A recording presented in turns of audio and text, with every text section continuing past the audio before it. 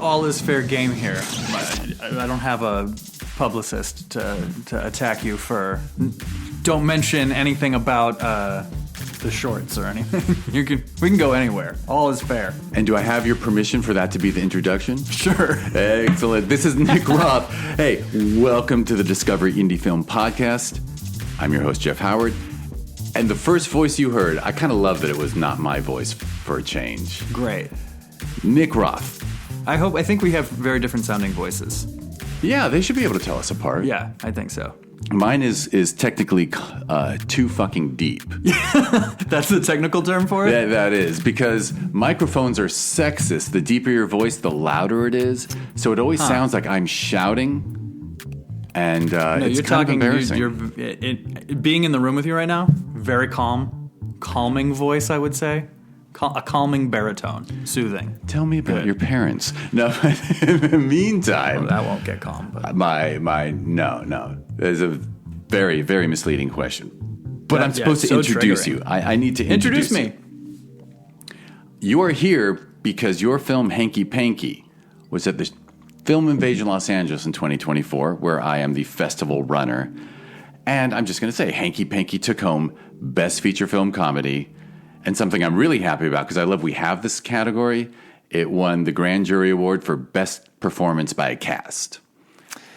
I mean, if there's those with this movie, those two things go together, because whatever strength there is for this film, I think, is the ensemble cast of it. Like, that is the best part about the movie. And it lives or dies based on, because it's kind of like the vibe is a little bit Clue. I pitched it as Clue on acid originally. And so, like, it's a true ensemble piece. It needs everybody to be good for the movie to work. And it's hilarious as fuck. As you know, I am a Hanky Panky fanboy, one might call me. And I'm just going to mention that. So you are credited as the sole writer. Yeah, and then you and Lindsay Hahn co-directed. Yes. And I suppose we can say that you two know each other. You were married. You are married, so you do know each other. Future Hollywood power couple, Nick and Lindsay. I sure hope so. I'm trying to brand us now as just Nick and Lindsay. Like Daniels or the Coen brothers. Like, I feel like we need to just be Nick and Lindsay. I like that. So I'm thinking about that. We could have put that on the Film Invasion website for directed by. I know. Nick I could have put it in the credits of the movie, and like no break, right? No space. Like just Nick and Lindsay. N-I-C-K-A-N-D. Maybe there's an N. Maybe it's Nick and apostrophe N Lindsay. Oh, right. You didn't sound convinced that was a good idea. No, my mid-50s brain was searching for like another example where the N is like locked into the brand. Like Dungeons and Dragons, so it's D&D. Oh, Nick and Lindsay. N and L. Well, you could be D and L. M&M's, There's lots of great examples of brands branding themselves this way. Yeah. No, but I guess we're Nick Roth and Lindsay Hahn until we actually until you're so big that you can just be called. Yeah, we're not there yet. Fair enough. Well, but you got a good track record with me.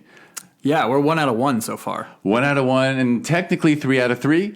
Yeah. I'm already reneging on the fact that you shared 2 previous shorts with me, and I think they're both quality work. I think, well, look, so we have Lindsay and I and a lot of the other people who worked on Hanky Panky, we all come from like, not quite a troupe or a team, we're a group of friends. We've done a lot of different things together.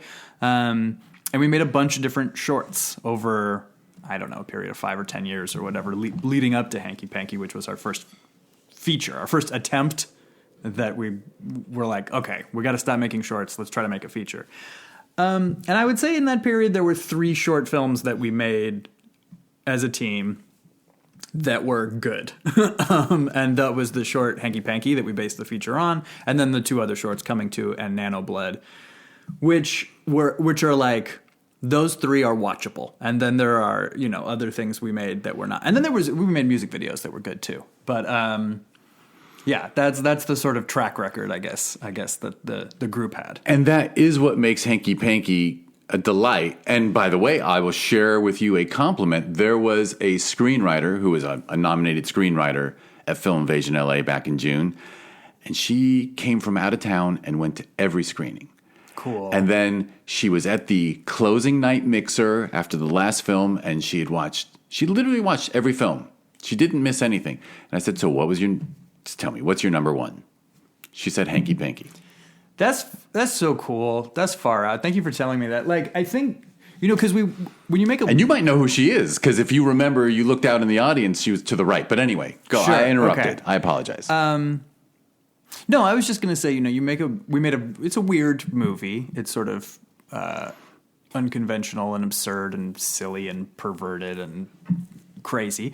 And, when you do that, you don't go in trying to make a movie that's going to please the masses. You go in like, well, let's make something that a small group of people maybe will love. And if the movie is loved by some, hated by some, that's better than if it's just liked by everyone. In that, that was our sort of stated goal. And so I think we have found that to have panned out, right? Is that the people who like it and get it really like it, and the people who don't get it like just are equally as hard out fast. Right, and didn't we discuss this like at the opening night mixer for Film Invasion, where like I was like, didn't I mention Monty Python? Basically, like the craving for an absurdist comedy troupe, a troupe of friends approaching it as these individuals are going to be as funny as possible, and in an unexpected way throughout the film, and like we just don't get that much. Yeah, and I can't remember if this is what I said to you then, but we didn't have any other priority other than to just be as funny as possible. And I suspect that that's true of Monty Python back in the day. Like, if you go and look at Flying Circus, like, it doesn't feel like they were trying to make sure that they, like, had IP or, like, were hitting some algorithm or were worried about they were just, how funny can we be? Like, that is the number one priority over everything else. How does this look? How does this sound? How are our whatever? Like, everything is secondary to the primary mission here, which is to be funny. And that was my personal feeling going into Hanky Panky, was like, I'm just gonna try to get this movie as funny as possible and just hope for the best, because I do think that that's something that you can do as an independent, completely, truly independent filmmaker, that just does not happen within most places within like the system, whether it's the studio system or whatever. It's like there are too many other concerns besides just the comedy of it, and we could be very purist about privileging the comedy. And I'm going to tack on the extra compliment of the great, for me, what truly Monty Python was also just defined by their slogan, and now for something completely different, right? Because not just funny, but something funny you haven't seen before. Because, right? And that, for me, Hanky Panky fits that one too, because you weren't just being as funny as possible. You were willing to have, spoiler alert, but some really random. Because I don't think this movie hinges on any of the reveals. Right, right. But, fine. Inanimate objects are actually entities from other dimensions. Yeah, that's not a spoiler. Why not? In a comedy that involves sexual satisfaction from cleaning up messes, things. So it's like, no one's done that before. You know what I mean? Just if you haven't seen the movie, you should know that what we're talking about is that the hanky at the center of Hanky Panky is he's a talking napkin. He's a handkerchief and you start to go, if you have a talking handkerchief, what would his kink be? Well, cleaning up messes, right? He's a handkerchief, right? So like, then once you have a lot of this sort of snowballed out of itself, like, and just sort of, it didn't quite write itself, but it kind of felt like it did at times, because like, all right, so now we have if we have a character who's a napkin who gets off on cleaning up messes, then what, right? And then like, I think the next thing I was like, well, you have to have a scene where he sees the bad guys because he's on someone's lap under a table. So like, one of the first things that was like a structural pillar of the movie, I was like, okay, we have to have bad guys who do the very silly move that you've seen in like, silly screwball comedies. There's a lot of like Three Stooges somewhere in the deep referential background of Hanky Panky, but it's like having the private conversation under the table, but then the napkin overhears it, right? So like a lot of the movie then got built around, well, okay, so if that's the kind of movie we're making, because that's a very specific thing, where do we go from there, right? So we have to have people who are plotting to kill people at a dinner party, right? And the whole thing kind of comes out of that. Yeah. And which also makes it dark comedy, which is highly rewarding because there's also not enough dark comedy, and I think dark comedy is really hard to pull off too. Obviously, right? Because I can't do anything else, so fair good. enough. So maybe it's not hard, but you're drawn to it. I mean, I literally like, part of to my potential detriment sometimes if I try to write serious things and they're too funny. Like that's not my struggle. Is not how do I get this funny? And there's some brilliant screenwriters who are like, man, I don't know how to get funny, and I'm like, I don't know how to not be funny. Like my struggle is make this more serious sometimes. Yeah. If you were to write a funeral script, it would come out like Death at a Funeral. I literally have a pilot that opens at a funeral. It's very funny. It's a comedy. Yeah. Excellent. Well, Nick, I was going to have a Hanky Panky question, but I am going to hit you with the other question. Okay. Which goes back to your work and your career. What got you into entertainment and film and writing? Because I'm on my soapbox, man. I'm on the soapbox that people who make independent works are doing the God's work. I'll call it God's work. Whatever. You know what I mean? Yeah. Like it's I mean, it's just like starting your own restaurant. Like you've got to do it it's got to be passion based. I think so. Like, okay, so for me, there's a good and bad, there's a boring and slightly less boring version of my story, right? Feel free to be slightly less. Well, okay, I'll get there. Okay. The more boring version is like, I grew up in LA, both my parents were in the industry. This was like the world that I knew. All my friends were in it. Like my friends' parents worked in it. Like I grew up in Hollywood. So I ran away from it for a long time. And like went to grad school and got my PhD in English, thinking I was going to be an English professor, and like quickly was like, oh wait, no, that was a terrible idea. It was much more fun to be in sort of. I ran away from it, being like, I don't want anything to do with Hollywood. It's fucked up, man. I wanted to do more sort of political stuff, and then ended up somewhere where there was no political stuff, academia, and was like, no, actually there was more. I could maybe do more good for the world making things than I could, writing about those things. The slightly better answer, that's just objective, like that's my path.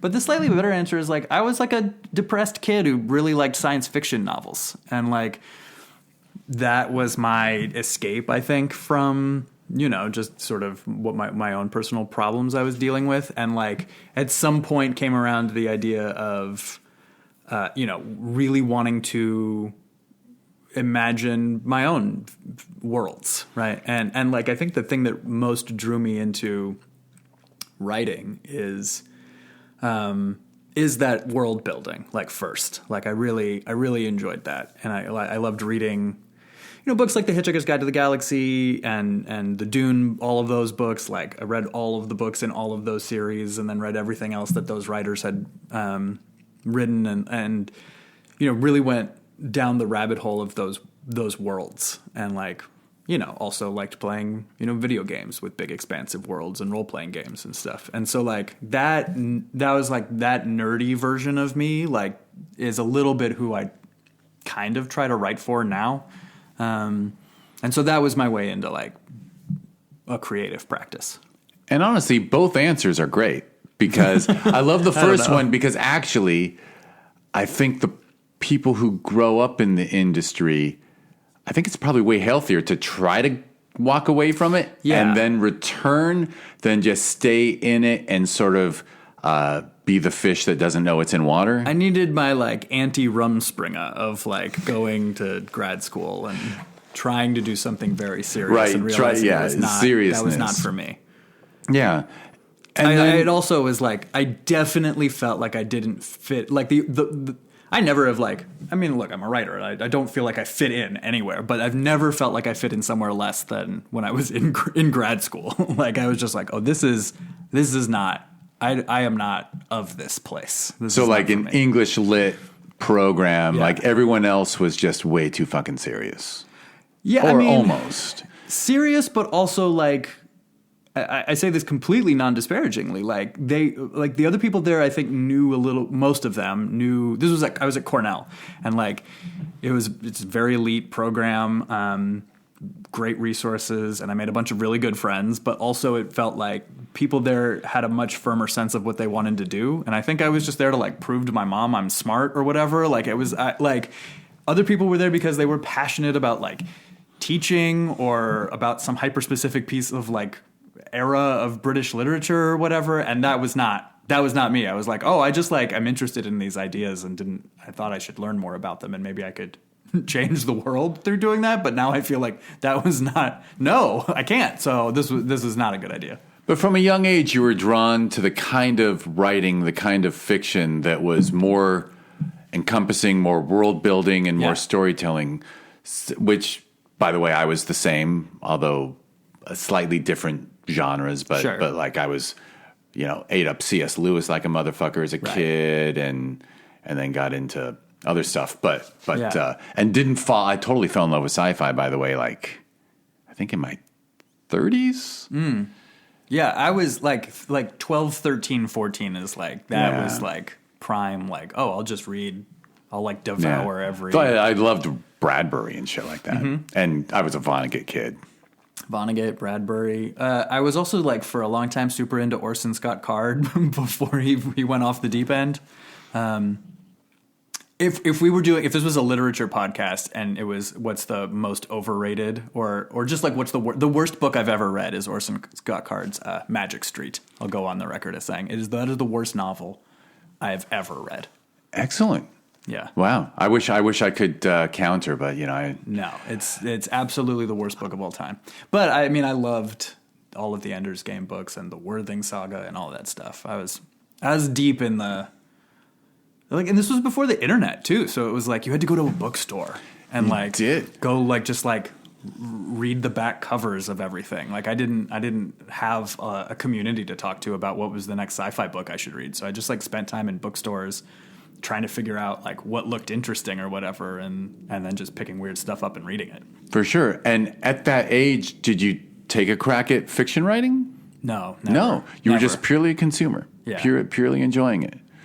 And when did you was it in college you started writing, or not even really, even after? Certainly not seriously or well. Like I wrote some tiny things, in high school. Because you're a natural creative. I mean, in college, I played a lot of music. I played guitar in a crappy pop punk band, which was super fun, and I'm still friends with those guys. We weren't very good, though. But no, I never really seriously got into writing. There was like, I guess in my late 20s, I did like one of those like NaNoWriMo, write a novel in a month thing and wrote something bad.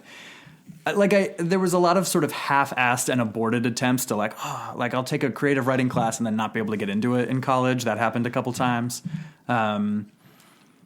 It wasn't until I sort of, this is true and completely crazy, but I had just sort of I was thinking about pursuing screenwriting, and I had never written a screenplay or a pilot. I had written some short script type stuff, but never had written anything.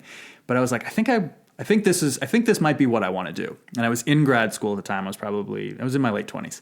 Master's, PhD? Getting my PhD. I already had my master's. Gotcha, yeah. And so I was writing a dissertation, which was very, very, very boring. And it was fun to write, but nobody should ever have to read it.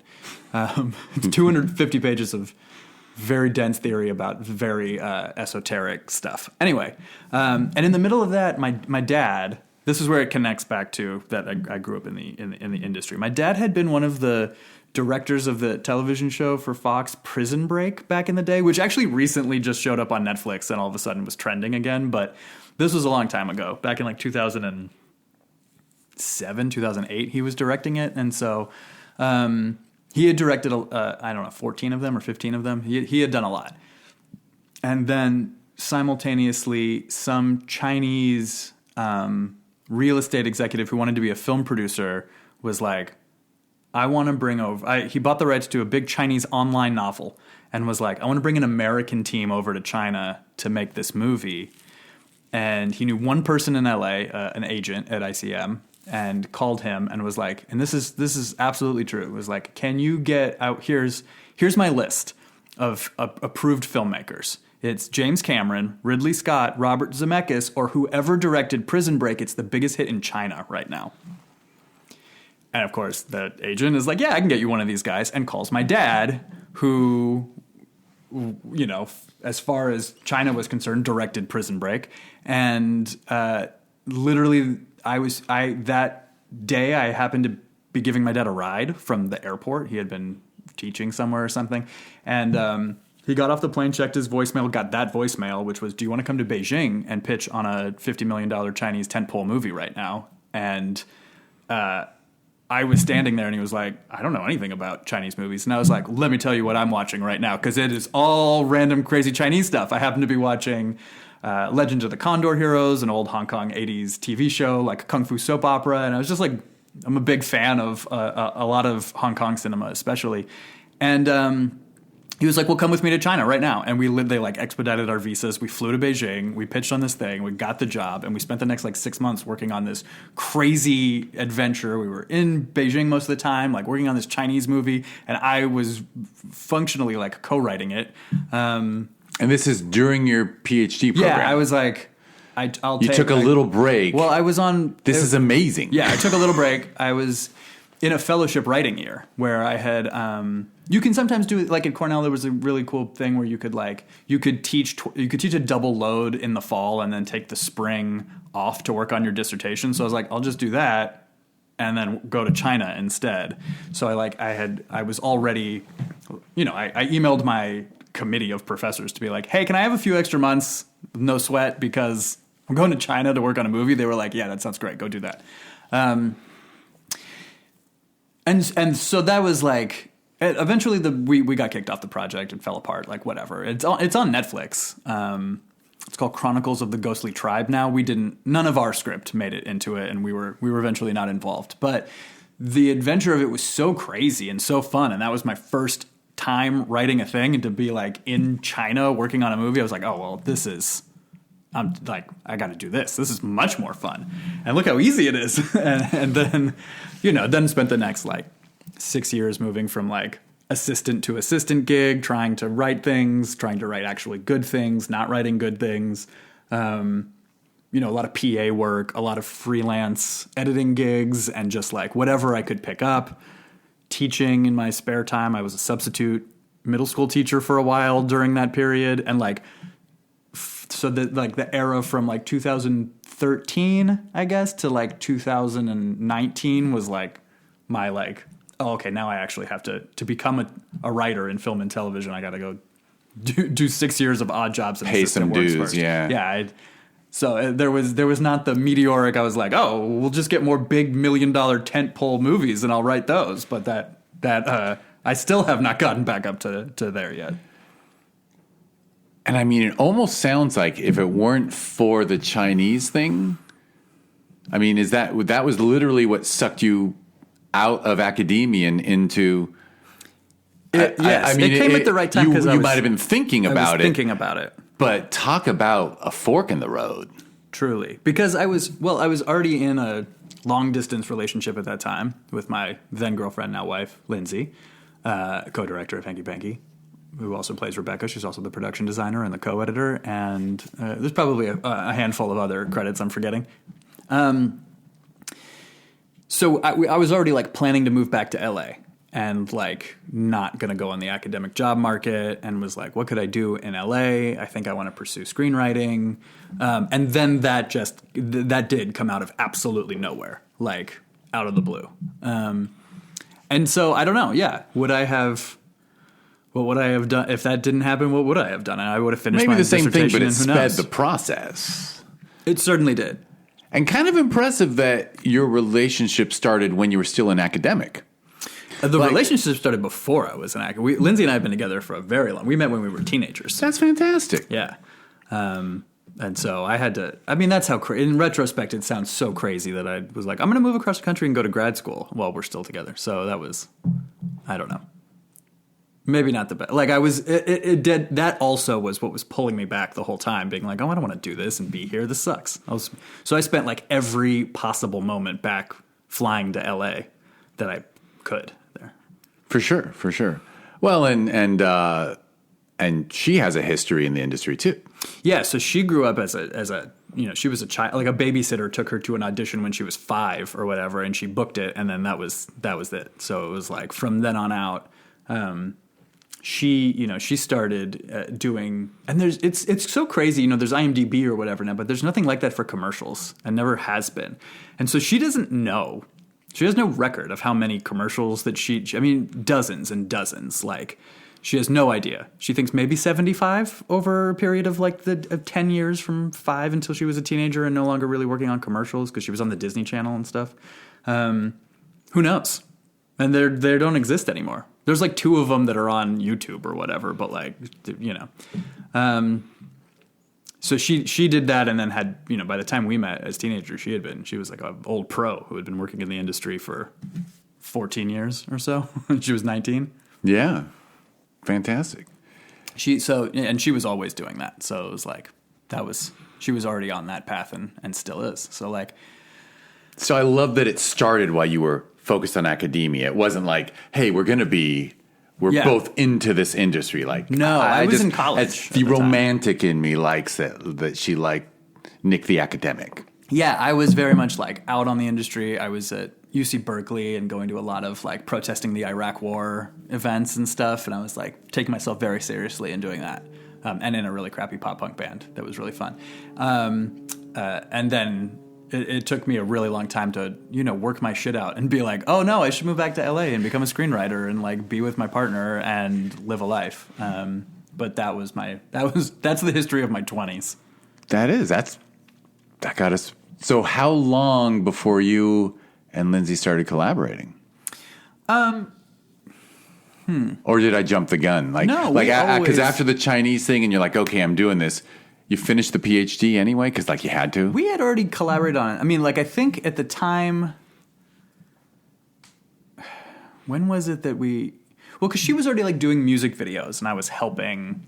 I helped, just, produce them or whatever. I'm making air quotes that nobody who's listening can see. But, because I don't know what it was. Air quotes. Okay, yes. They can hear just it. the way you said You're right. producing. Well, I was a producer. Whatever. I was helping with logistics. Well, and you were a music stuff, guy, too. So if she's doing music videos, it just makes sense to pull you in. I guess, yeah. I mean, I played guitar in her band on and off when she didn't have a real guitarist at times. I've subbed in a lot.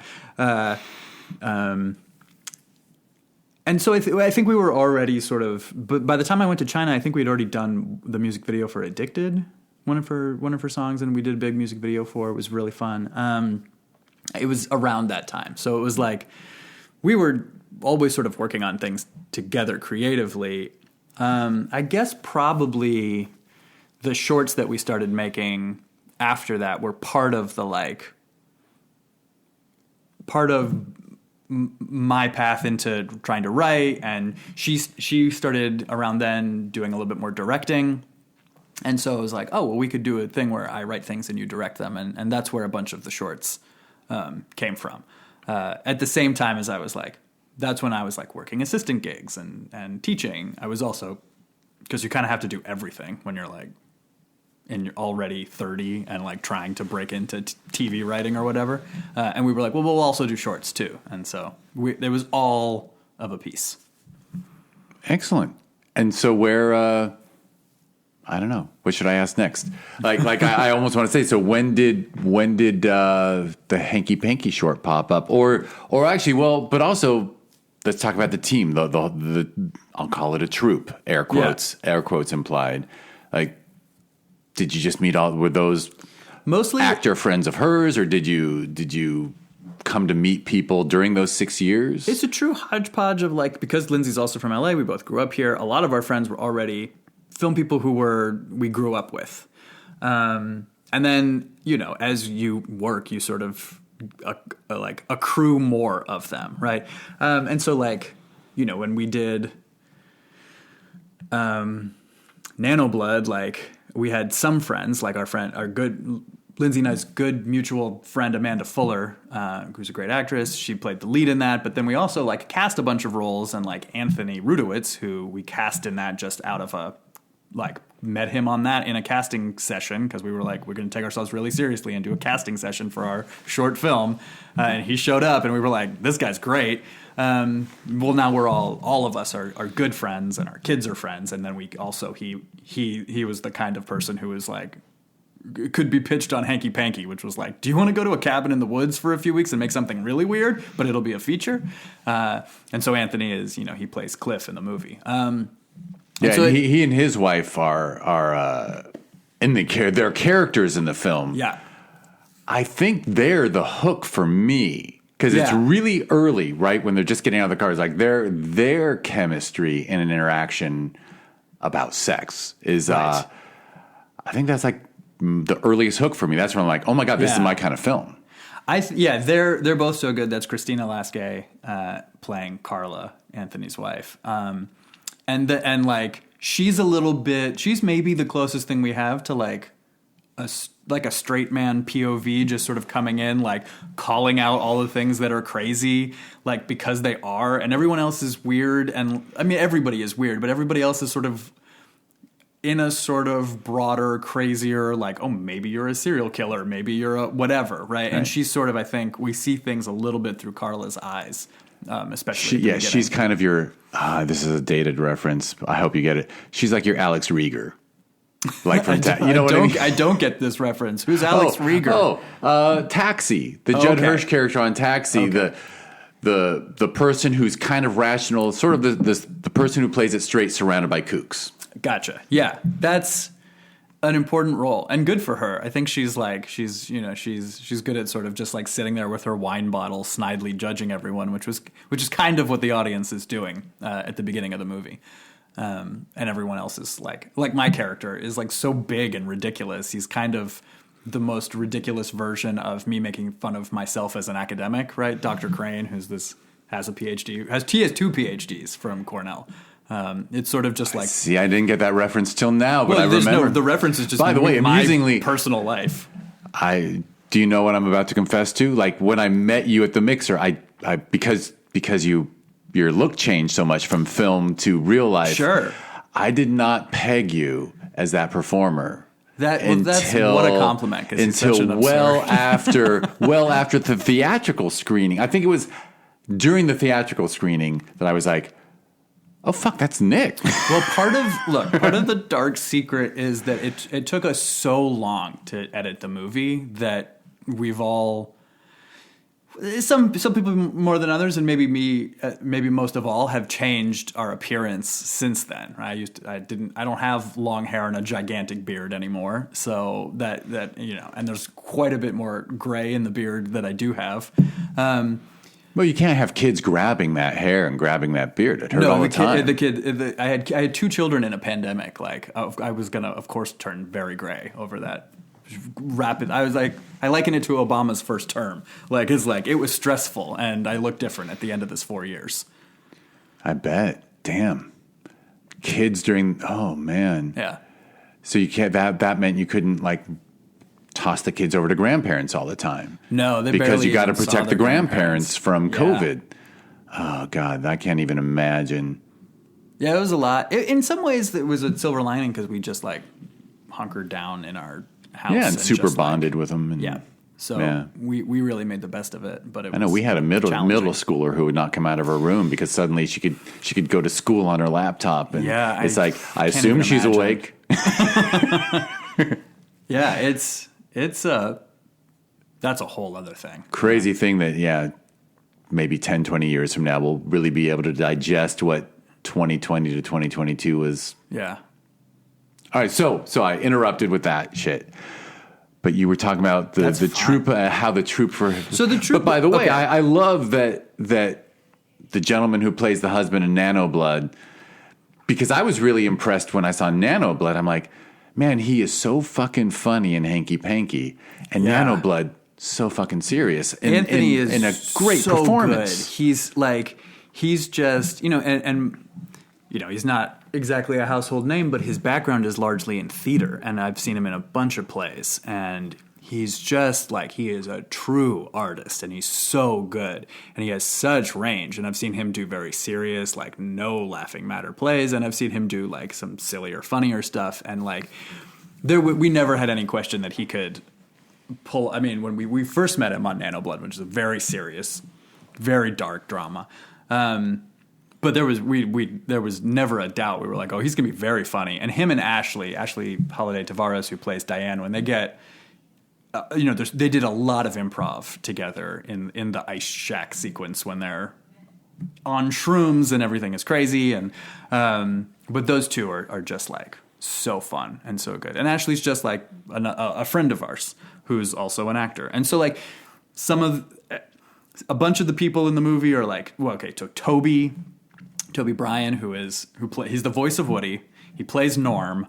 He also he just sort of is everywhere. He's the mastermind behind all the puppeteering and blood effects. And was my principal collaborator. We basically wrote Nano Blood together before that, and so he's been in everything. He's just like a childhood friend of Lindsay's, and so we really did sort of just like combine friend groups with sort of some people that we had met, but like, I mean, Anthony is maybe our newest friend, but we've been friends with him years by the time that we made Hanky Panky. So the troupe just was sort of who you have at your.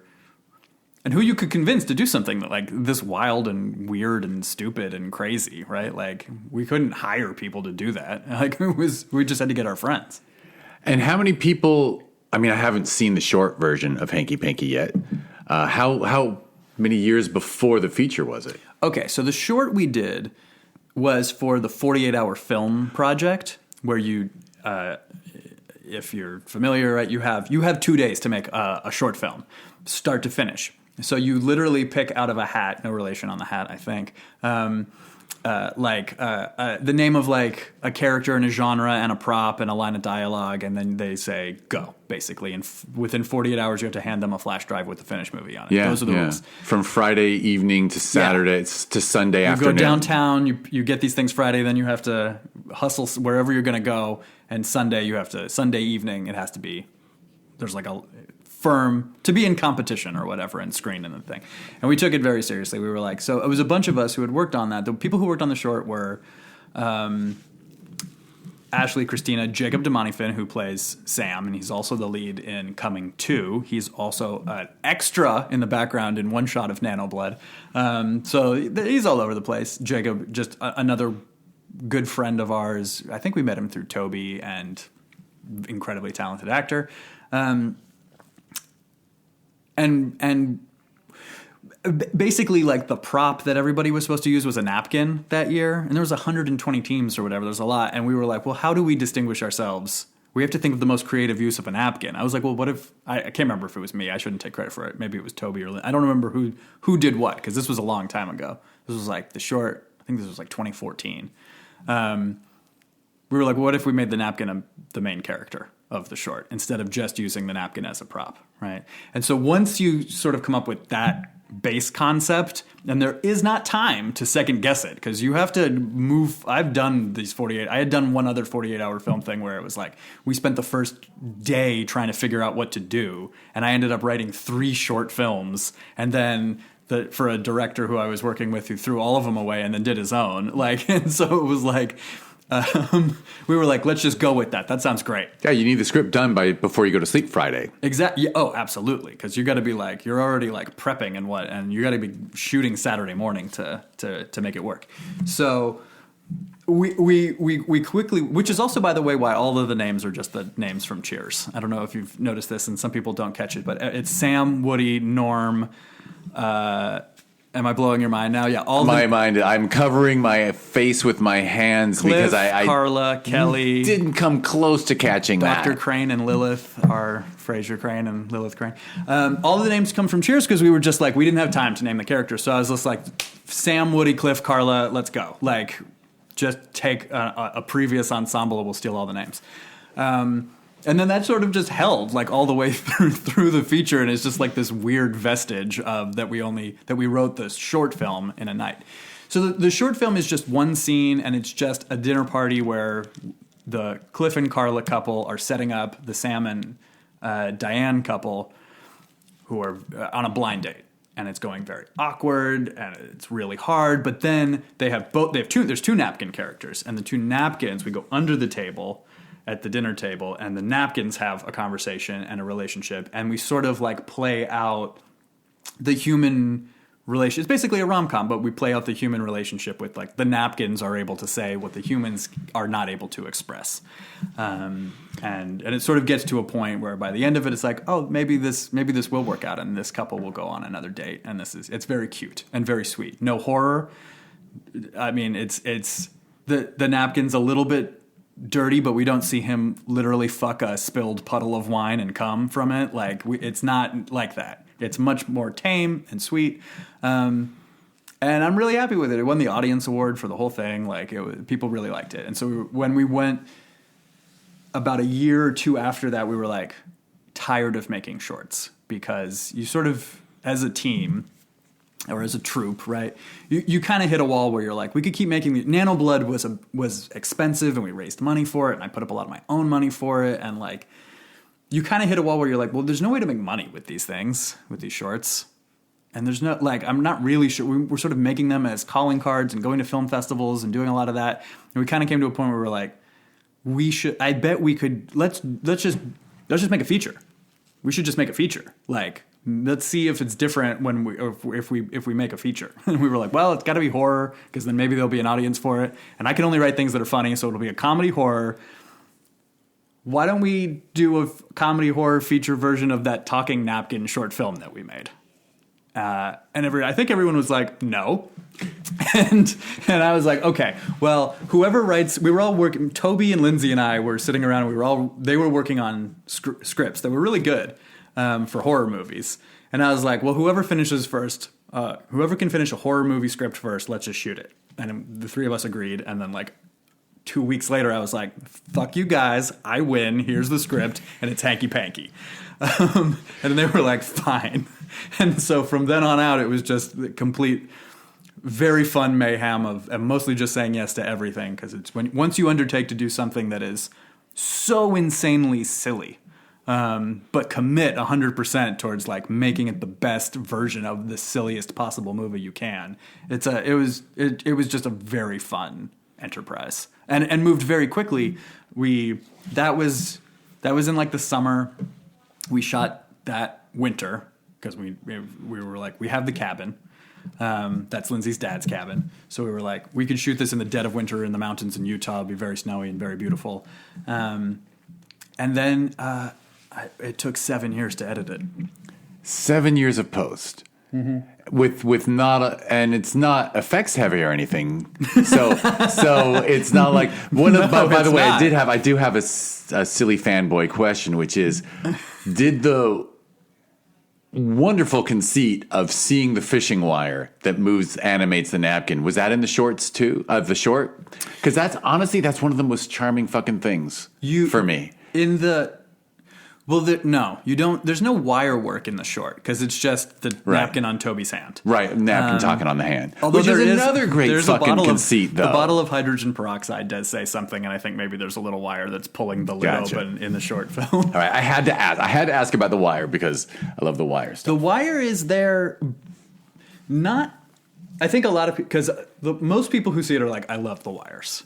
And some people are like, I didn't like that you could see the wires, which is always very strange to me. I'm like, I don't know, like you can see the wire on fucking Kermit the Frog, but that's not a problem.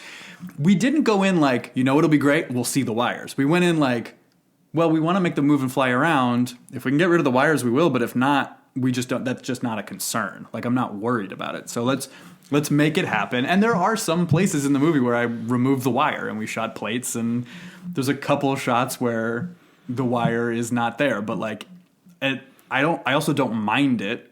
And there's at least one shot towards the end where it's like, then the joke is intentionally how much of that fishing pole can we get into the shot and see it. But mostly it's just, that's not the priority. I don't think it makes this movie that much better if I hand paint out this wire here. No. So I brought up that. So how many years to edit? You said 7. And I brought up that it wasn't like you spent 7 years building effects and working with houses. No. So was it that you're also, I mean, obviously you had busy lives too.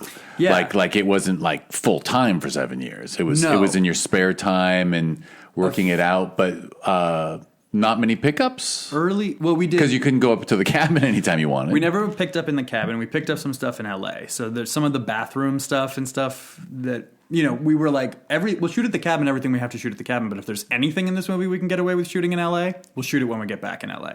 So we did like 2 weekends where we picked up some of the interiors in Los Angeles. I'm smiling because I'm going to ask you another dumb question. Remember what you were about to say. But is there a bathroom that's also in Hanky Panky and Nano Blood? Yeah, it's the same bathroom. I recognize that fucking bathroom. Because that's the bathroom in our house. I love that wallpaper. Yeah, well, that's why we keep shooting in it, because it's like, it's the craziest bathroom, that it's this black bathroom. I'm being hilarious here. I'm like, I recognize that bathroom when I watch Nano Blood. You are the only one. There might be a couple other people that have noticed that. Well, the day will come that more people see both films. Mm-hmm. Yeah, we just try to figure out how to get that bathroom into anything whatever we shoot next, we'll try to put that bathroom in it. Excellent. All right, so it's not an easy bathroom to shoot in. It just it's very small, but it's so cool and weird looking.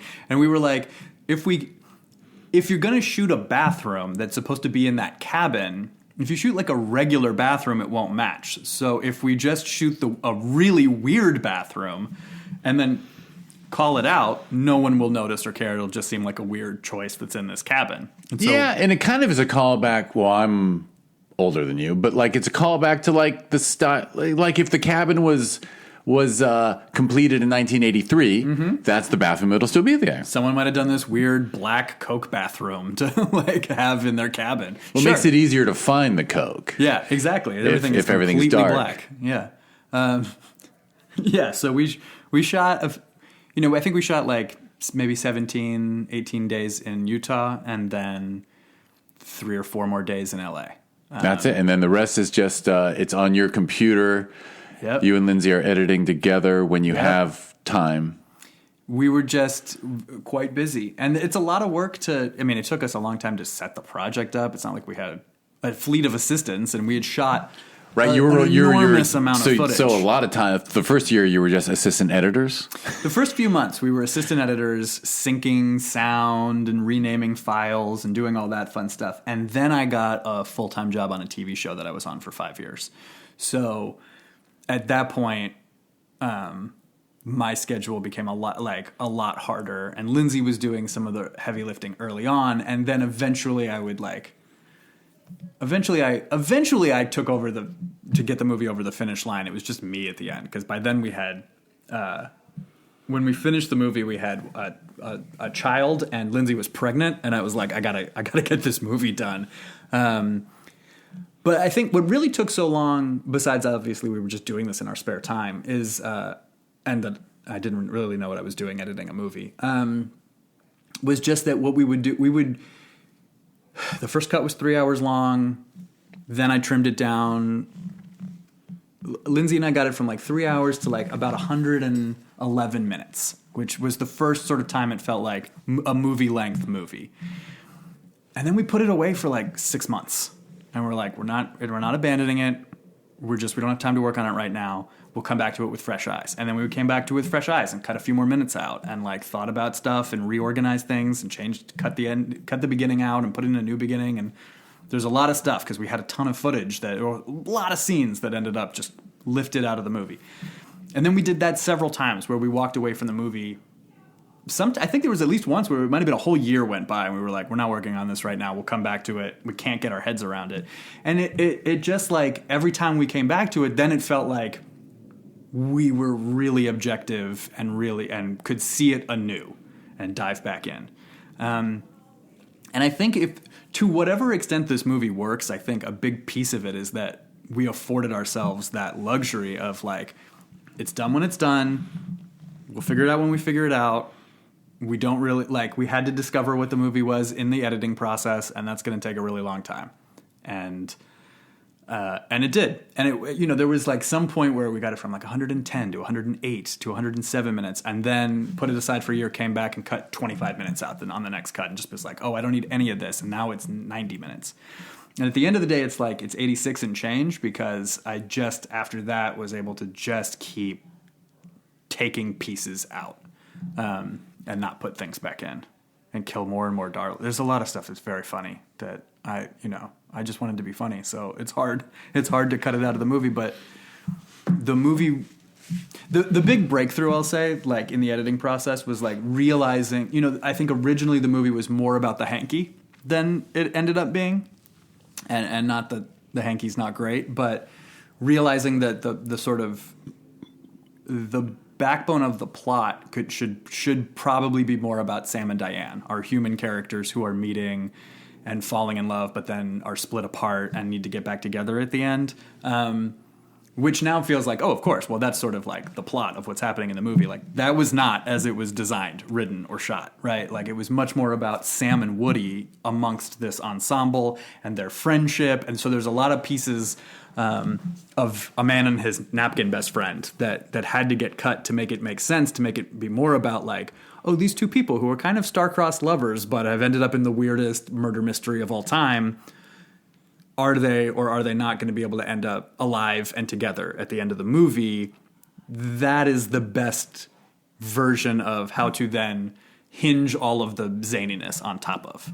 And once we figured that out, then in a few months the movie was finished. But we didn't figure that out right. It took 6.5 years or whatever to figure that out.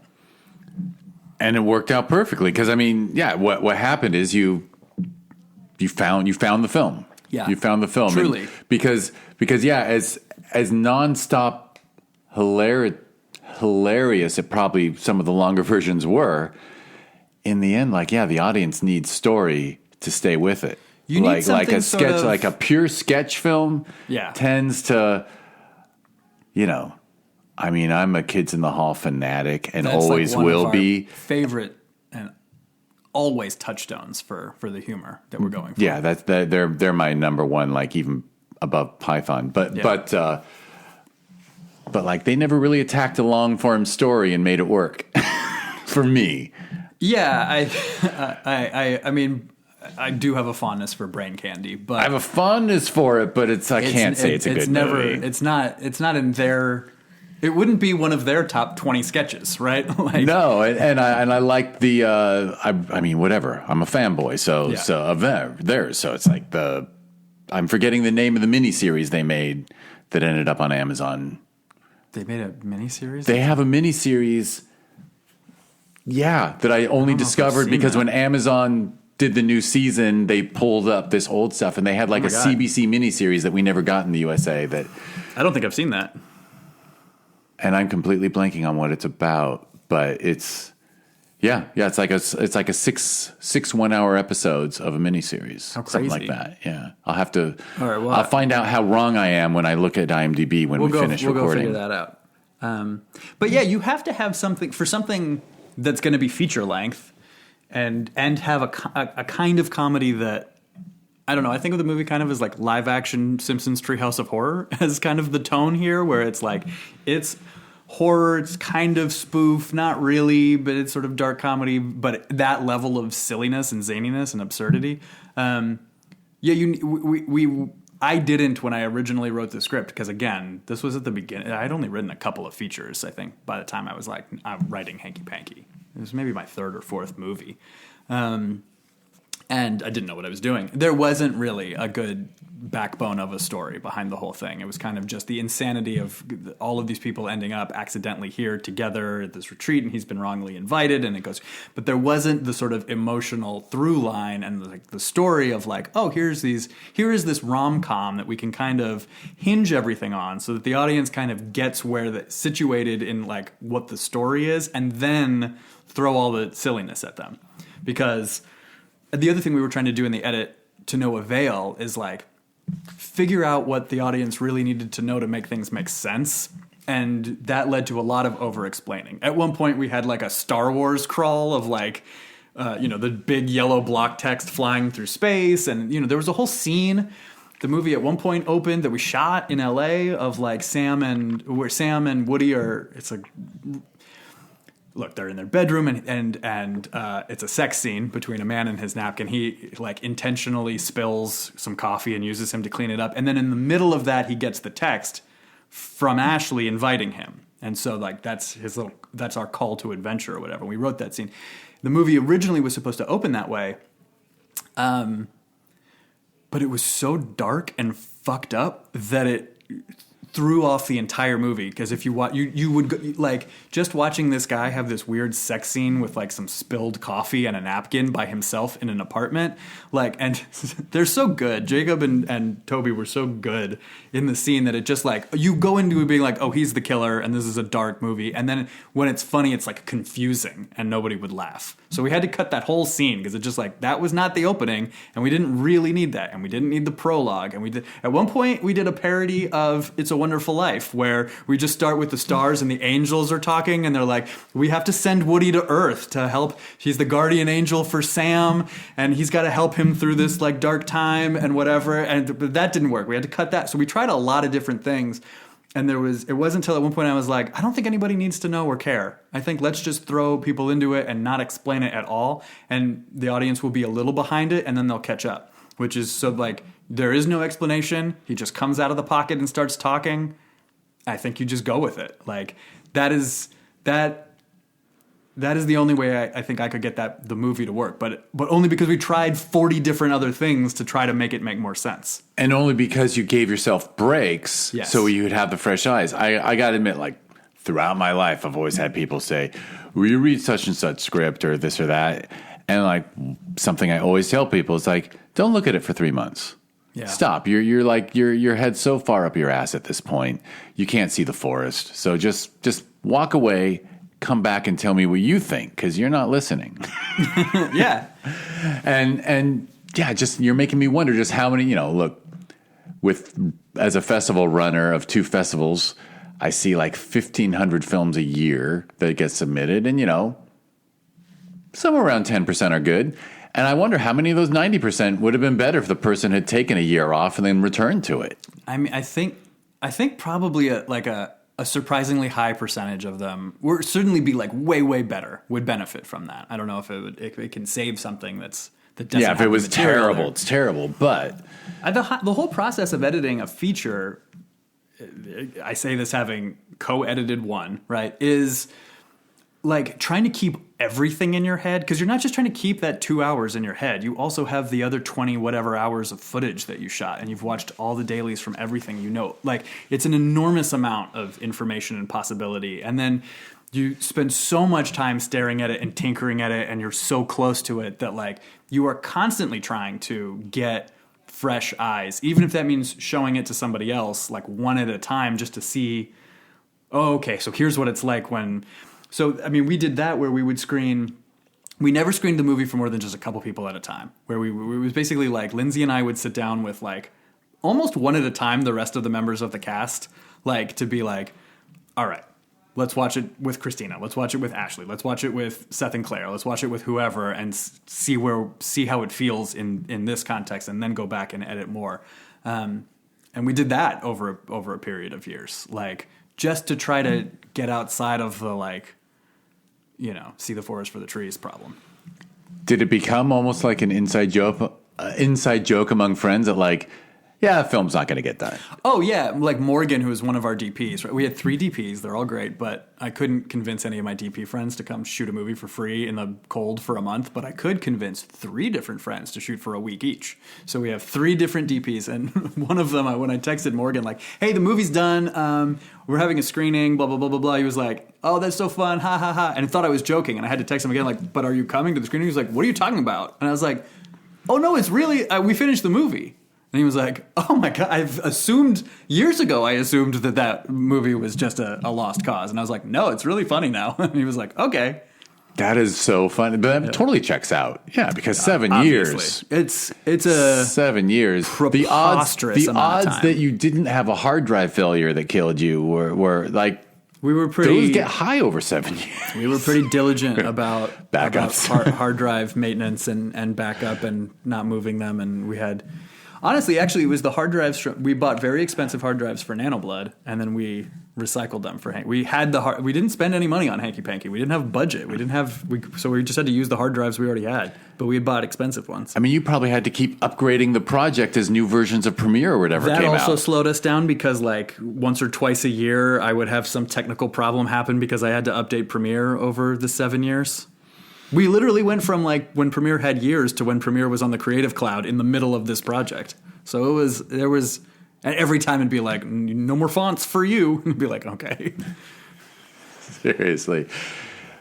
But we were pretty fortunate, I think, overall on, like, there's always a lot of annoying technical problems, but we never, like, had anything catastrophic, disrupt the process. Well, just so you know, the person I spoke to day before yesterday for this podcast, his feature, he shot it, and it took 15 years to complete. What is it? How? A documentary? No, it was because he was devoted to making the sound good and the effects good. So it was actually effects laden and sound. No. So he had to amortize those costs over 15 years too. But it was also finding people to do it. But still, he stuck it out for 15 fucking years to get the film done. So you're actually twice as fast, better than twice as fast. Yeah, I like to say that if anyone gives us money for another one, we'll be able to do it. We'll be able to do it at least twice as fast as we did it this time. You can have a movie in 3.5 years. I mean, not for nothing, but yeah, I mean, obviously, if God willing, knock on fake wood table, if somebody saw Hanky Panky, or if Hanky Panky took off. By the way, when we introduced it, an hour ago, I was supposed to have you say where people can see it. Yeah, it's all over the internet now. Just search it. Apple, Amazon, VOD your brains Tubi. out. It's now, you can find it on YouTube with ads. It's funny. Normally, I do the weenie thing on this podcast of jumping on my soapbox and saying, don't allow commercials. Oh, the commercials help, Hanky Panky.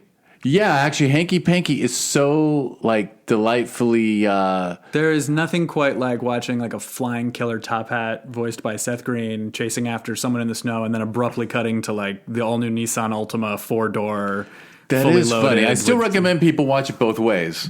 You can watch it with commercials on Tubi if you want. You should. There was a time I was watching it, and in the middle of a sex scene between a napkin and a puddle, it cut to, like, I don't even know what it was a commercial for, but I thought you get to choose the breaks. Oh, no.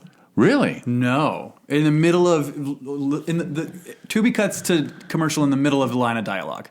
Yeah, that happened to us when when my kid wanted to watch Scream, the Scream quadrilogy or whatever you call it, 4 films. With mid dialogue it cuts. Everybody's so worried about AI, but, like, I don't know. Like, I'll get more worried about AI when it can at least just put a commercial break between a line of dialogue or between scenes. That shouldn't be very hard. Apparently, it can't do that yet. Well, if someone's listening to this and they watch it on Tubi with the commercials, great, do that. And then watch it a second time where you actually pay money to watch a quality indie film because, and now I'm going to joke. And that second time you can, try the LSD or a gummy or something with it. I don't know. Because I've seen it both ways. On LSD in particular. Yeah. No, I was kidding about the LSD. I love LSD, but it's been a minute. I don't know if that would help this particular movie. I do think a little bit of marijuana is probably. It heightens the sort of, like, what the fuck component of the movie in a positive way. It might, but it works both. It works without any substances at all. Yeah, but that was a concern of ours. We were always like, this has to be funny enough to work for sober people too. And it is funny enough. I mean, I was completely sober at the theater, but I do a thing. I told you this, right? Like, I do a thing when that room that I'm pointing at is where I am a jury member of Film Invasion LA and Sherman Oaks Film Festival. And once I'm 2 or 3 hours into my night of screenings, and normally my wife is joining me, I'm like, okay, well, we're going to quit. We're going to quit and go to bed in whatever, 30 minutes, whatever, in around an hour. So that's when we take a gummy. And then, yes. And so I took one at the beginning of Hanky Panky. Oh, good. And then it kicked in probably halfway through. Right, probably when I died. And so I did not stop. Like, I confess, like, most of the time with features, when you're screening, you watch 5 minutes and then it goes into the I'll finish this someday or I don't have to finish this. Yeah. So I was like really close to like saying, okay, I'll finish this later. But then like I think the gummy kicking in is why I watched it start to finish that first time. Good. Because I couldn't stop. I was like, no way am I stopping. This is too, I was laughing my head off. Yeah. I also like, I imagine the film has to be relatively unpredictable. Like, there's no way you watch gummy, no, whatever, the first half of this movie and know where it's going. Because it really does. Partly because, and this is also why it took so long to edit. Again, I did not know what I was doing when I wrote that script. Like, there were structural problems with that screenplay because it was early in my writing. And we had to sort of fix that and solve that later. So there's lots of individually funny things. And the actors are so great, and it's all very funny. But like, it really departs from a lot of like screenwriting conventions, which also keeps it, I think, feeling unique and original and unpredictable. If only because it's not going down any expected line of what a movie is supposed to do. Where you genuinely rewrote it in the editing room. But I will say this as a compliment, which is I definitely started it, and I was like, I'm fucking loving this. And that's when I crossed my finger. I mean, I'm an unusual audience member because I'm on a selection jury. Sure. But I just, at that point, I'm crossing my fingers and going, I fucking hope the story holds up. Right? It's because in the end, yeah, you're like, yeah, will it land? Because when you go somewhere in Act 2, most features fall apart. Yeah, I mean, I think we had whether this was just luck or instinct or what, like, pretty early on, I was very determined that this would end in a protracted puppet battle scene. That was the very first thing was like, I know we got to do the bit where the napkin overhears some shit under the table. Like, we'll build the whole beginning. It would be around that. And I'm like, I want to see this napkin fight.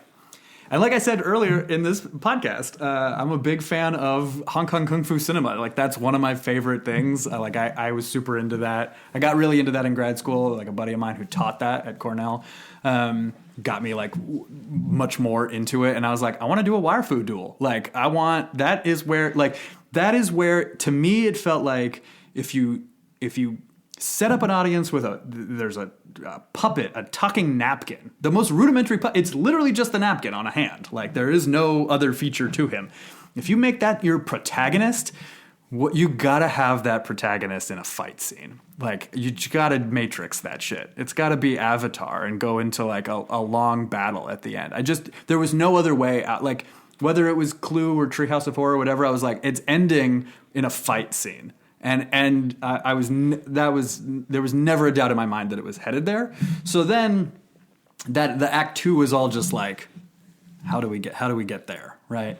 And that took a long time to sort of find a nuance in the edit, but it was always at least headed in a very specific direction, which was going to be this climactic battle sequence, which as it stands is 4.5 minutes between a napkin and a hat.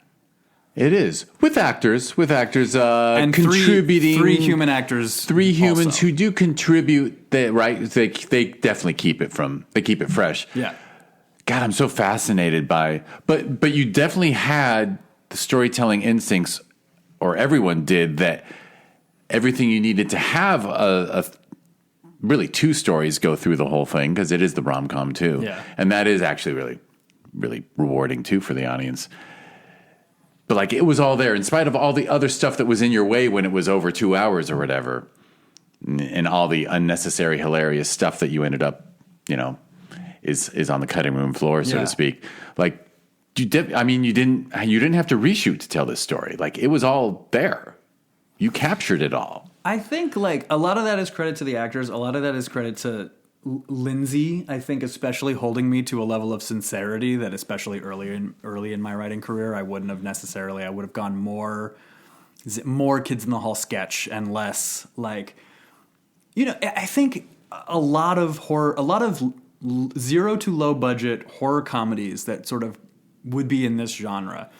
I can't think of any where there is a genuinely sincere and not.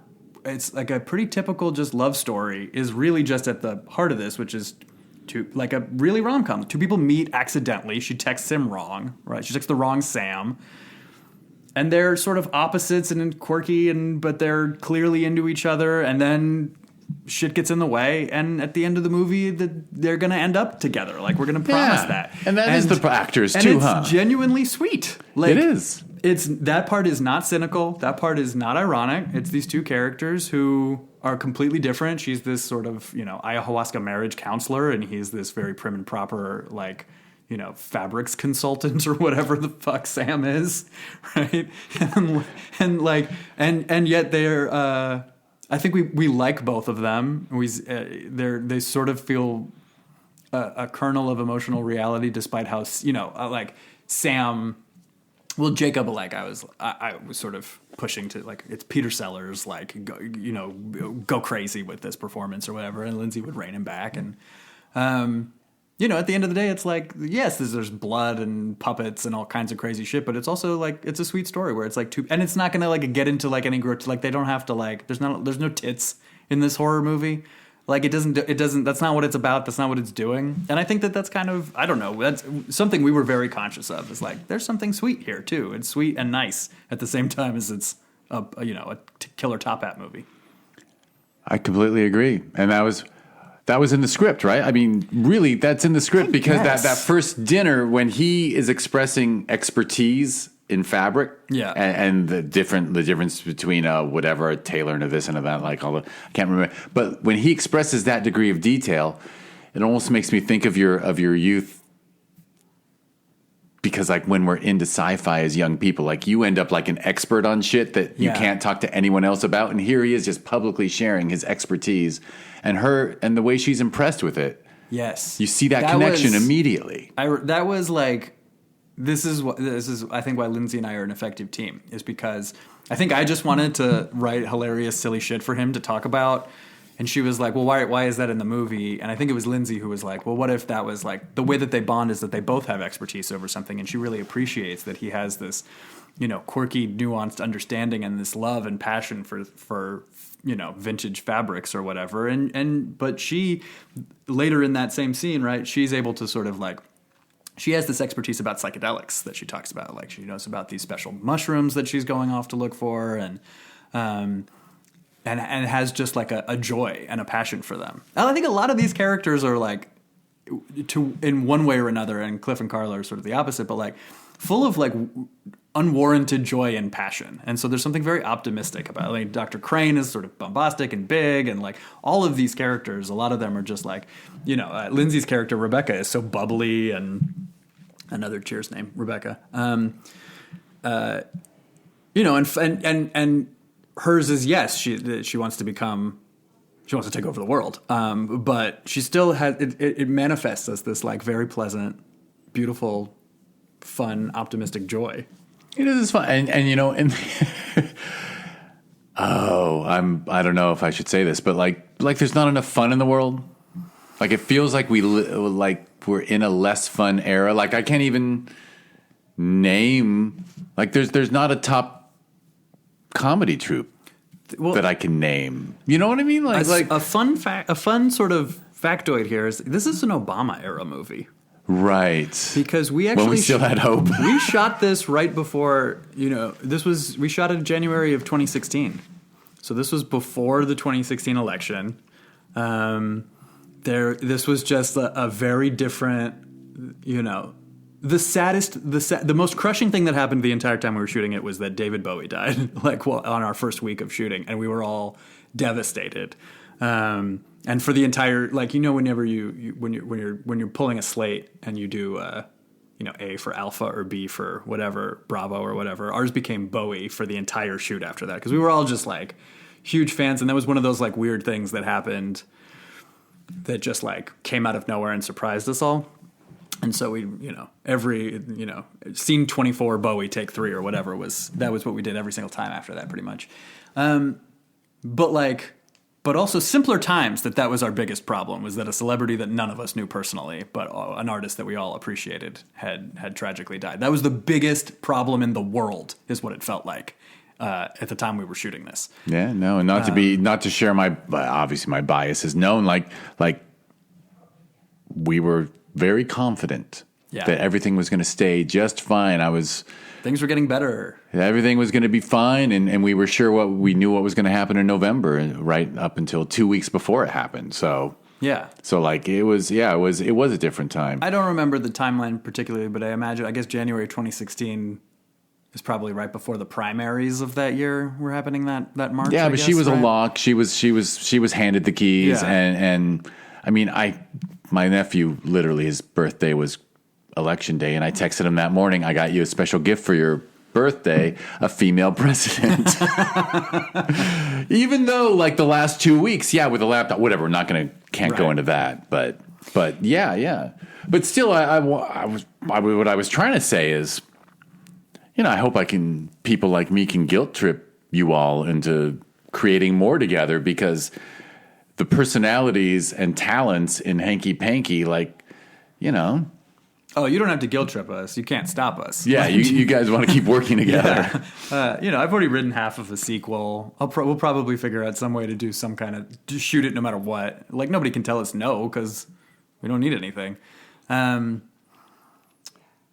if not, that's something else. But it's just so much fun, and the fun that you all have on camera is it's infectious. It's got to be why that young woman was like, oh, that was my favorite film of the whole festival, because we don't get to have a lot of fun. At the end of the day, there's a lot of movies that just work because there's something you can't quite put your finger on about them. We didn't, when we went to go make Hanky Panky, we didn't know how to do that, but we did know that we wanted to do that. And that was like part of the thing that made us go, I bet we can make a feature is Lindsay and I were watching, it was like summer, and I was in school, so it was summer, and we were just hanging out, and we were watching a bunch of like making of docs. I think they were on VH1. They had a bunch of them. There was one on the making of Caddyshack that we thought was really fun, and then there was one that was the making of Wet Hot American Summer. And in the making of Wet Hot American Summer, the entire cast and crew stayed at the summer camp together where they shot the movie. Very unconventional. So like everyone just staying in the bunks at the summer camp working on this movie together. And at that time, a lot of these people were unknown, but the cast of that, it's Amy Poehler and Bradley Cooper and Paul Rudd. Like it's Elizabeth Banks. Like, but everyone, also like you must have liked the state. Yeah. Like it's got deep into the state too. That movie. It's got a bunch of state people, UCB people. Like it's deeply in that, from that sketch comedy world, and the like.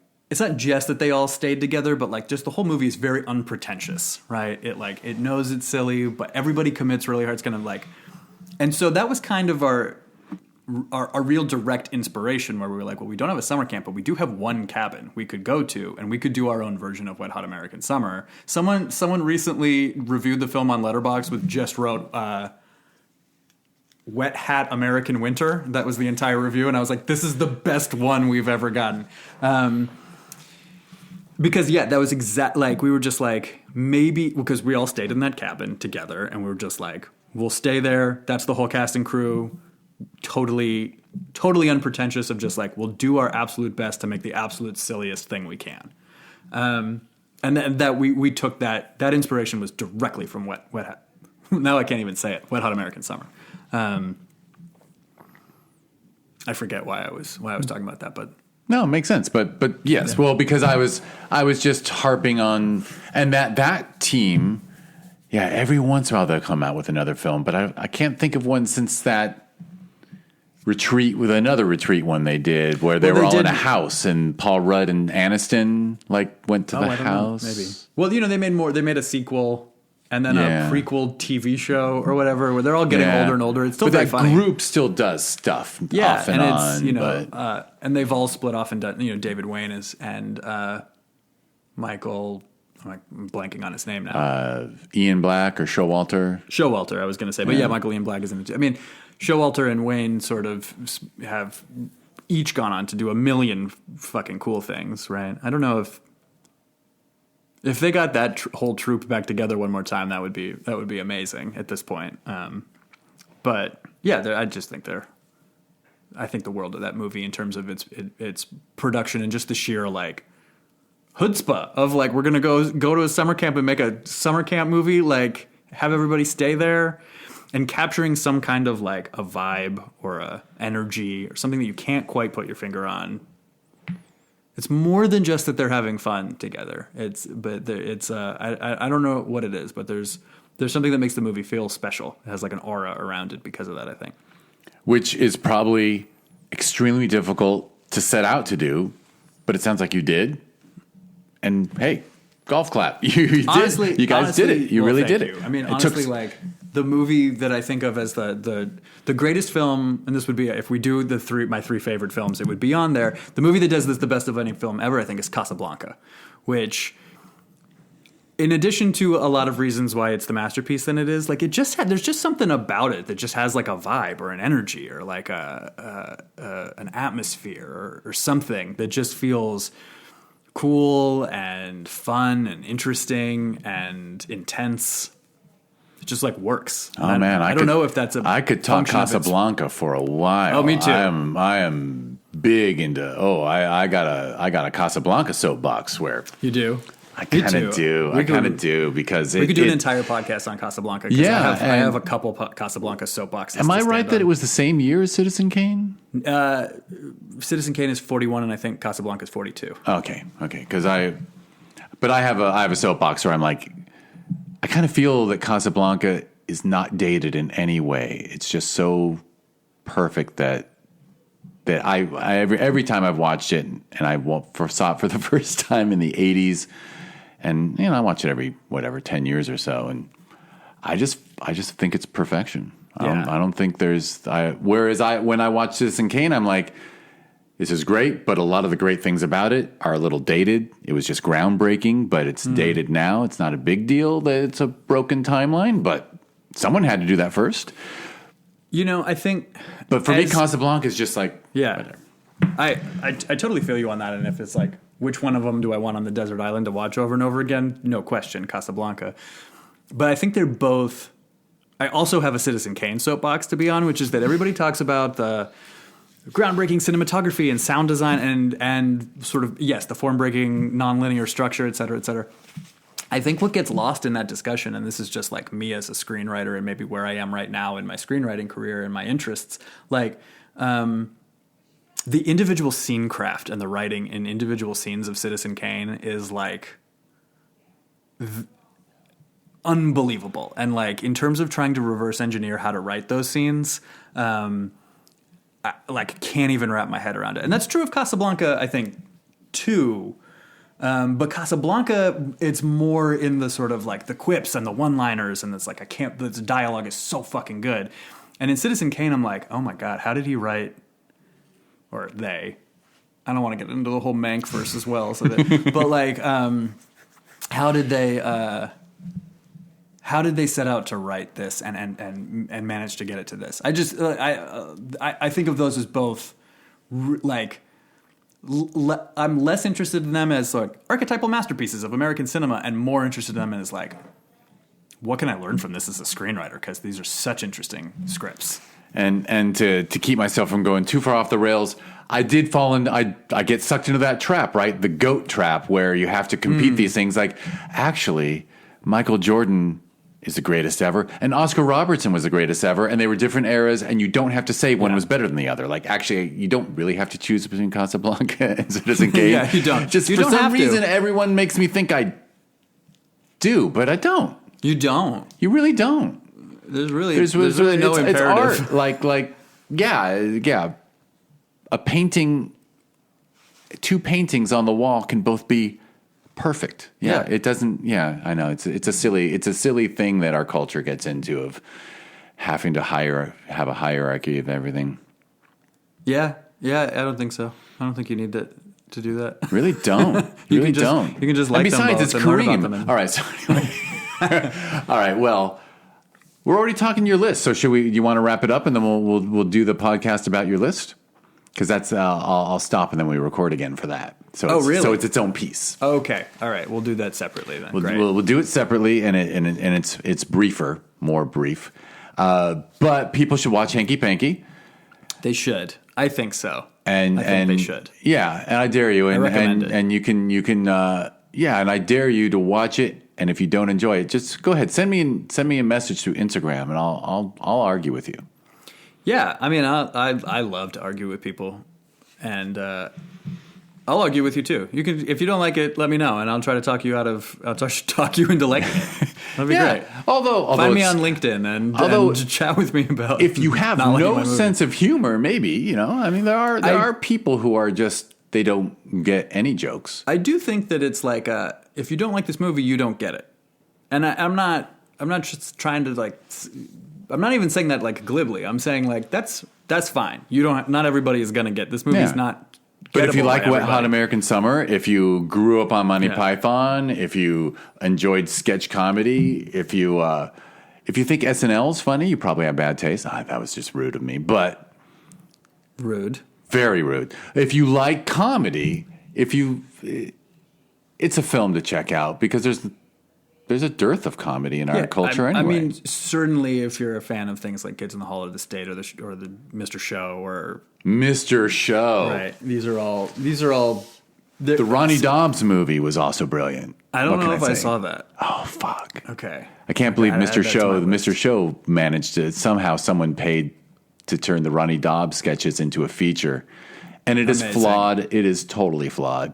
But it's still worth watching. It does feel, Hanky Panky in some ways does feel like a movie that came out of a sketch a bit because it's about a napkin that comes when it gets used to clean up messes. Like that feels like a sketch. I mean, technically the short was a sketch, right? And technically, more or less. You guys let your sketch It was 7 minutes long, so it was a little bit more than a sketch and attempting to have a sort of beginning and a middle and an end and a finality that made it its own sort of short and not just a sketch, but I think we got sketchier when we then went to go turn it into a feature in many ways. For sure. All right, I'm gonna try to be a responsible podcast host and wrap it up. Let's do it. I talked a lot. You can search for Hanky Panky anywhere you can watch films. Watch it. Yeah, the only thing is, if you just search for Hanky Panky, you will get the underwear company. There's an underwear company? There's an underwear company I mean, called on Hanky Panky. video streamers. Yes. If you're whether you're on Amazon Prime Video or Apple Plus or whatever you're using, or Tubi, whatever, just type in Hanky Panky and it should come up. Don't just Google it because you will just get sexy thongs. Like we can never compete with that. You know what I mean? Like our search engine optimization will never be able to. I didn't know there was such an underwear company. Hanky Panky, it makes sense when you think about it. Hanky Panky undies. For sure. There's also a 45-year-old movie with Gilda Radner and is there? Look, Wilder. Hanky Panky should have been a Marx Brothers title as well. That's a great title. Yeah. That's can't remember who came up with we'll have a talking napkin movie, and someone was like, we should call it Hanky Panky. Maybe it was me. I don't know. I can't remember. Because it was a hanky. Because he's a hanky. He's a hanky. It's a funny thing, I think, in the movie too that Sam always insists on calling him a handkerchief, but he just calls himself a napkin because he's like not pretentious, but Sam is. Like it's these are the little bits that tickle me that made me want to make this into a feature film. Excellent. All right, well, watch the film, and now I will. And there's a Hanky Panky movie or whatever? Is there a social media or a website people should check out? If you go to hankypankythemovie.com or hankypankymovie.com, I think I bought both domains. That will take you to a place that has all the links. And we're at Hanky Panky Movie on everything from Instagram, Facebook, TikTok, Twitter. I'm not calling it anything else. All the things. We're not on Threads. I'm told we're supposed to be on Threads, so I might make us a Threads. I have not account. Approached Threads either. I'm really trying hard. Actually, I'm about to mention that this podcast is like at DAF wins on all the social media, but it doesn't count Threads, and I really don't want to deal with another thing. I really don't want to have to do another one. And I actually want to just get rid of Twitter/X. Yeah, I mean, you can just stop paying attention to it. Yeah. I mean, stuff automatically goes to it. It syncs, but I'm like, I don't look at it. I don't want to deal with it. And as far as I can tell, Threads is just all I get is well, whatever. It feels like a waste. But by the way, in professional podcast parlance, although there's no such thing as a professional podcast. But anyway, those will be clickable links. We'll make the Right. website and the social media clickable links in the show notes. Check that shit out. And now I will do my job and get us out of here, which is thank you for listening to the Discover Indie Film Podcast. Be nice, like, and subscribe. If you want to learn more about this podcast or actually the TV series born out of it, there's a series on Amazon Prime Video that is all short films handpicked from the festival circuit. So you just go to Amazon Prime Video and search for Discover Indie Film. Right after when you type in IND, you get Discover India and Discover Indie Film. That's generally how it comes up. But check that shit out. Go to discoverindiefilm.com if you want to learn more, and go to @DIFWins on any social media except Threads. And I got to meet Nick and Lindsay. At Film Invasion Los Angeles. We hold that every June. If you want to learn more, go to filminvasionla.com or @filminvasionla on social media. Its sister festival every December is the Sherman Oaks Film Festival. And learn more about that at ShermanOaksFF.com or @ShermanOaksFF on social media. And the last thing to mention is, because I have no self-discipline, there's a little thing called the Indie Channel. Go to indiechannel.tv. And its social media is always, I think it's the Indie Channel TV, @the Indie Channel TV on everything, including TikTok. I think it's even on Threads because it's newer. Wow. I know it shouldn't Impressive. be.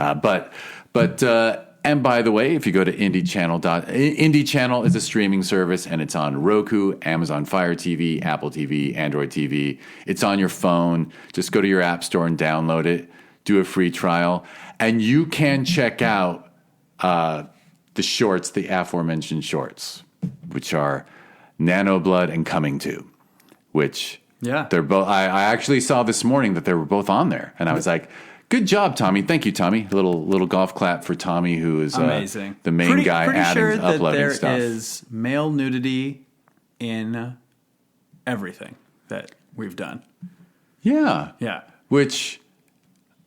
That didn't occur to me, but I believe when you mentioned that there's no tits in Hanky Panky, I love a film that has male nudity and not female nudity. Coming To and Hanky Panky have male nudity and not female nudity. Nano Blood has everything because it's Nano Blood. But Lindsay as a matter of practice, as a more male nudity than female nudity in anything she directs is a golden rule to offset the historical imbalance. As well it should be. And also, I'm a fan. I probably was very unimpressive at many a festival Q&A when I would turn to a director and go, "Thank you for the penis." Because I just, I don't know why. Well, I think also there's just like, let's not get into it because you did such a great job wrapping up. But I did. There's so much like cowardly like shooting around penises in movies. It's like just shooting side butt and you never see just either show the dick or like don't worry about it so much. And like in movies where you see like boobs in like 4 or 5 different scenes and it's like carefully avoiding the penis or whatever. It's like, I don't know, man. Settle down. Well, there's only incidental Lindsay know that I look penis in forward our to a movies. hard one someday in a film because It's true. because none of them are. They're all never flaccid. hard, and I understand why they're not. Yeah. I totally get why that's the difference between porn and cinema. But a lot of the context in which a penis appears, honestly, it's often in films at the festival with 2 men having a love scene. Sure. And I'm like, I'm pretty sure I'd be hard already if I was kissing that much. And then my pants came off. I'm just saying. Yeah, that's a good point. For the first film that gets submitted with a hard penis, you don't want to see a flaccid penis in a sex scene. That does that of any kind. That I wouldn't. That. But during making out, and that I think healthy men get one. Yeah. Not to insult men who are less healthy down there. In Coming To, you see the silhouette of my penis because there's like a silhouette of a person in a shower who's getting naked. I guess I'm watching it again. That's my dick. I'm going to look at your dick later. Yeah. It's just in silhouette. Silhouette. Yeah. Which is beautiful. That's artistic. It's very artsy. It's a very tasteful, because classy your bit of director nudity. is an artist. Yes. Yeah. Well, also it's like someone had to be like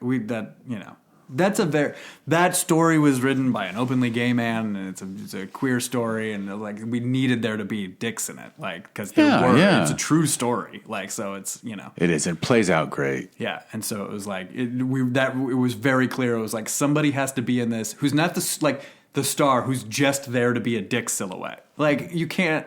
So I was like, I'll just do it myself. That's fine. What a wonderful cameo, though. Yeah. To say I'm a silhouette back there. That is the only cameo I make in Coming To. Yeah. Coming To or Nano Blood. Yeah. All right. Excellent. All right, people. Watch all this stuff. Go to Indie Channel. Support it.